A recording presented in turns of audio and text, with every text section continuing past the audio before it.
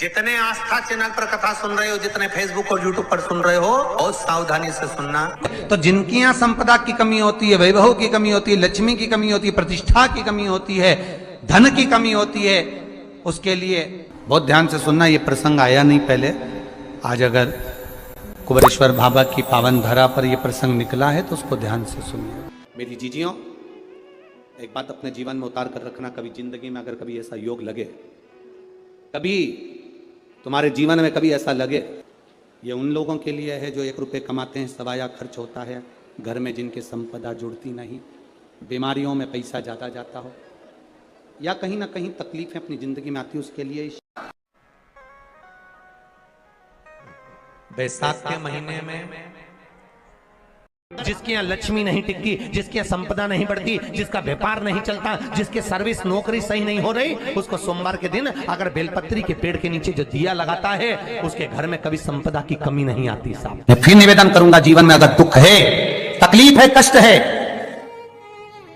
है ज्यादा, तो शमी वृक्ष की 108 पत्तियां, 133 पत्तियां, 111 पत्तियां, शमी वृक्ष की पत्तियों को लो, शंकर भगवान पर समर्पित करो, फिर जल चढ़ाओ, फिर समर्पित करो, फिर जल चढ़ाओ, फिर समर्पित करो, फिर जल चढ़ाओ। 133, 111, 122 जितनी बार बन सके समर्पित कर कर आपका दुख शिव से कहो, शंकर सुख देगा, ये सुख देगा। बेलपत्री के पेड़ के नीचे शिवलिंग का निर्माण कर कर, उसका पूजन कर कर, आराधना कर कर, घी का दिया लगाकर शंकर भगवान के शिवलिंग का विसर्जन शाम के समय करे। एक घी का दिया मंदिर से विसर्जन के बाद आकर फिर बेलपत्री के पेड़ के नीचे लगाए, और बेलपत्री के पेड़ के नीचे लगाकर 7 परिक्रमा बेलपत्री के पेड़ की कर ले, झोली पसार का प्रणाम करके बेलपत्री के पेड़ के नीचे की मिट्टी को सिर पर लगा ले और चले जाए। 3 से 4 महीने के अंदर उसका विवाह पक्का हो जाता है। मार ये साधारण नहीं है। लक्ष्मी तू इसके नीचे निवास, इस बेलपत्र के नीचे तेरा निवास, तू यहां रहे। पहले भी कथाओं में बैसाख के महीने में पीपल के वृक्ष के नीचे, बेलपत्री के वृक्ष के नीचे, तुलसी के पौधे के नीचे, आंवले के नीचे, बट वृक्ष के नीचे, शमी वृक्ष के नीचे जल चढ़ाने का महत्व हमारे यहाँ बैसाख शिवरात्रि शिव महापुराण में मिलता है। ज्योति का स्वरूप क्या है? शंकर भगवान ने कहा जहां शिव रहेगा वहां ज्योति रहेगी। पार्वती जी कहती हैं जहां जगदम्बा रहेगी, दुर्गा रहेगी, भवानी रहेगी, वहां ज्योति रहेगी। आपसे भी निवेदन है, जब भी किसी देवी देवता का पूजन करो, ज्योति अवश्य लगा। दिया बुझाने का काम नहीं करना, हमें दिया जलाने का काम करना है, दीप प्रकट करने का काम करना है, हमें दीप लगाने का कार्य करना है। फिर निवेदन करूंगा, ज्यादा कर्जा हो गया, व्यापार नहीं चल रहा, 3 जगह पर दिया लगाना प्रारंभ कर दो। पहला बेलपत्री के वृक्ष के नीचे, दूसरा पीपल के वृक्ष के नीचे, और तीसरा आंवले के वृक्ष के नीचे। कहां कहां लगाना है? पहला बेलपत्री के वृक्ष के नीचे, दूसरा पीपल के वृक्ष के नीचे, और तीसरा आंवले के वृक्ष के नीचे। आपको लग रहा है कि कर्जा हो गया, आपको लग रहा है कोई हमारा पैसा खाकर भाग गया, आपको लग रहा है कि मेरी तकलीफ में जिंदगी चल रही है, 3 जगह दिया लगाना प्रारंभ कर दो। प्रतिदिन, ये जरूरी नहीं है कि कोई दिन देखा जाएगा कि हम सोमवार को लगाएं कि मंगलवार को लगाएं, पर लगाना शाम के समय। कब लगाना है? शाम को। शाम को क्यों? शाम का जो समय होता है, प्रदोष का जो काल होता है, समय जो होता है, ये समय शंकर और पार्वती के भ्रमण का समय होता है।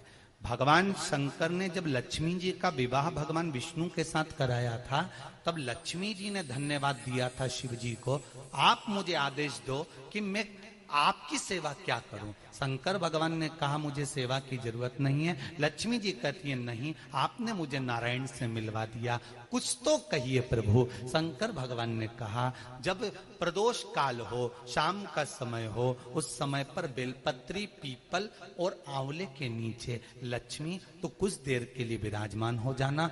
जो तेरे इन वृक्षों के नीचे शाम को दीप लगाने आए, उसके घर तो पीछे पीछे चली जाना, बस इतनी कृपा कर देना। ये लक्ष्मी को वर दिया है शिव जी।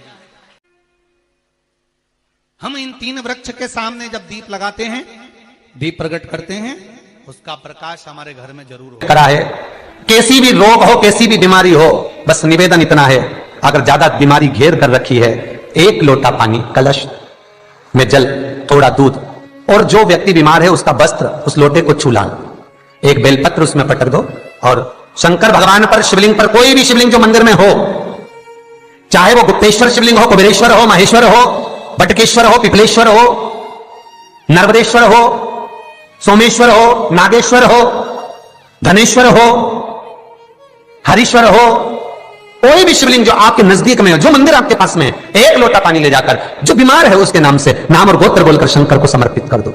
महाराज, मुझे पूर्ण विश्वास है मेरे शिव पर, आराम लग जाएगा, लगभग आधा घंटा, 1 घंटा, 2 घंटे। शंकर को 12 महीने शिवरात्रि आती है, हर महीने शिवरात्रि आती है। किसी भी महीने की शिवरात्रि को यमुना का जल और गंगा का जल दोनों एक साथ जब चढ़ाते हैं तो मनुष्य की मनोकामना 3 महीने के अंदर पूरी हो जाती है महाराज, 3 माह। इसलिए आज भी लोग मानसी गंगा के तट पर जो चकलेश्वर महादेव हैं, उनको जल चढ़ाने के लिए यमुना जी का जल कावड़ में भर कर ले जाते हैं। कावड़ में कहां लेकर जाते हैं? चकलेश्वर महादेव पर। यमुना मथुरा से जल गोवर्धन लेकर जाते हैं, चकलेश्वर महादेव, चकलेश्वर महादेव यमुना का जल लेकर जाते हैं। शास्त्र कहता है मानसी गंगा के तट पर, गिरि गोवर्धन जी की परिक्रमा में जो मानसी गंगा पड़ती है, मानसी गंगा के तट पर चकलेश्वर महादेव विराजमान है। यमुना जी का जल भरकर जो प्रदोष के दिन चकलेश्वर महादेव को 3 बेलपत्र, 1 शमी का पत्र उसमें कलश में डालकर, 7 चावल के दाने उसमें डालकर, जिस व्यक्ति से पैसा लेना हो वो नहीं दे रहा हो, रुपया अड़ गया हो, कहीं व्यापार में डूब गया हो, धन नहीं आ रहा हो, वो जल जो शंकर जी को, चकलेश्वर महादेव को समर्पित कर देता है, उसका धन गया हुआ 6 महीने के अंदर उसके पास वापिस प्राप्त हो जाता है। चकलेश्वर महादेव।